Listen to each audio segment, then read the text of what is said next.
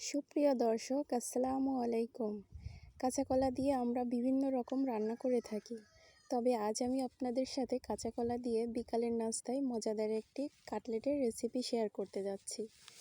মজাদার এই কাটলেটের জন্য আমি এখানে একটি কাঁচা কলা আর একটি আলু নিয়েছি। আলু আর কাঁচা কলা আগে থেকে আমি সেদ্ধ করে নিয়েছি।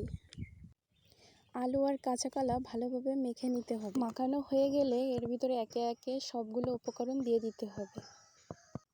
প্রথমে দিয়ে দিচ্ছি পেঁয়াজ কুচি, কিছুটা কাঁচামরিচ, হাফ চামচ লবণ, হাফ চামচ হলুদের গুঁড়া, হাফ চামচ মরিচের গুঁড়া, জিরা গুঁড়া, এলাচ গুঁড়া, দিয়ে দিচ্ছি কিছুটা চাউলের গুঁড়া। আপনারা চাইলে এখানে বেসন ব্যবহার করতে পারেন, আমি এখানে চাউলের গুঁড়া ব্যবহার করেছি। আমি এখানে মিল্ক ব্রেড গুঁড়া করে নিয়েছি।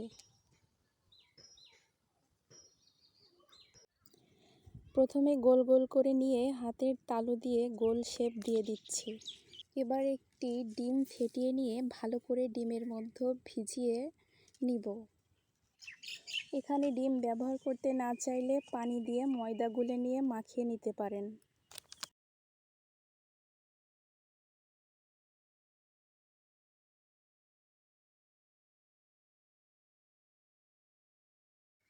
ব্রেড ক্রাম্ব মাখানোর সাথে সাথেই তেলের মধ্যে ভেজে নেবেন। চুলার হিট মিডিয়াম রেখে সবগুলো আমি ভেজে নিচ্ছি।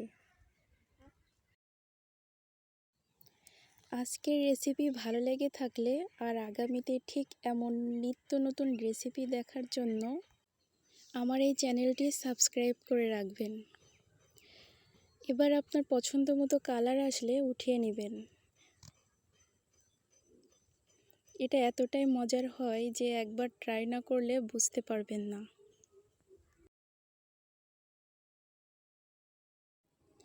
আবারও দেখা হবে নতুন কোনো রেসিপি নিয়ে।